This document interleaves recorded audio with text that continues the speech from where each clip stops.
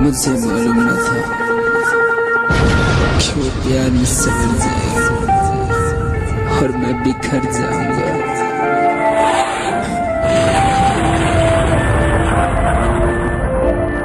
हो बारे बात मोरे कोई के जिंदगिया चैन लूट ले लू नैना से इंडिया। हो बारे बात मोरे कोई के जिंदगिया चैन लूट ले लू नैना से इंडिया। दोही जिंदगी में तू हो रे काहे कोई ले लू हमारा से नफरत, कोई ले लू हमारा से नफरत। तोरा प्यार में बानी हम करपत, सहतानी हम अकेले सारा उलपत। प्यार में भिखार बन के, प्यार में भिखार बन के हो बड़े बाद मोरे कोई के जिंदगिया चल लूट ले लू नैना से निंदिया।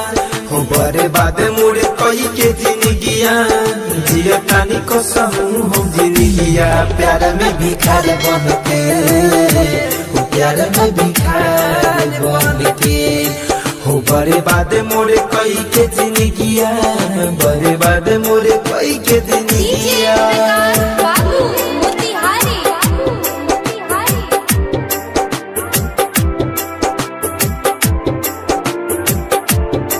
हो जबाना गोरी तुहारा से टूटल रहे हमारे करम जाने फूटल, हमारे करम जाने फूटल। हो जबाना गोरी तुहारा से टूटल जाने हमारे करम रहे फूटल। जान अभी ले सतावे लायरा जे दिहल तू रहल बचनिया, जे दिहल तू रहल बचनिया। जहाँ तहाँ भटकत रनिया जिए तनी जाने कसम जिंदगिया। प्यार में भिखार बन के, प्यार में भिखार बन के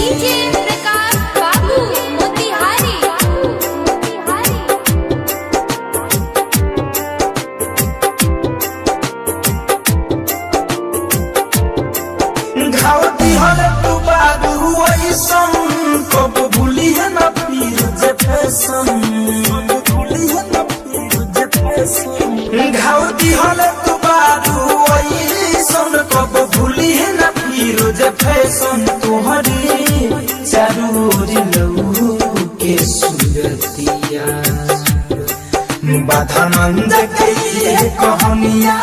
प्यार के जले परसनिया बाधा मंद के ये कहानिया।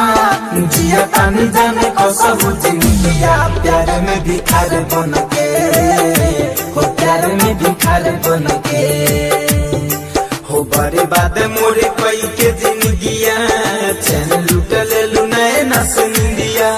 काहे कोई ले लू हमारा से नफरत, सहतानी हम अकेले सारा उले पर। प्यार में भिखार बन के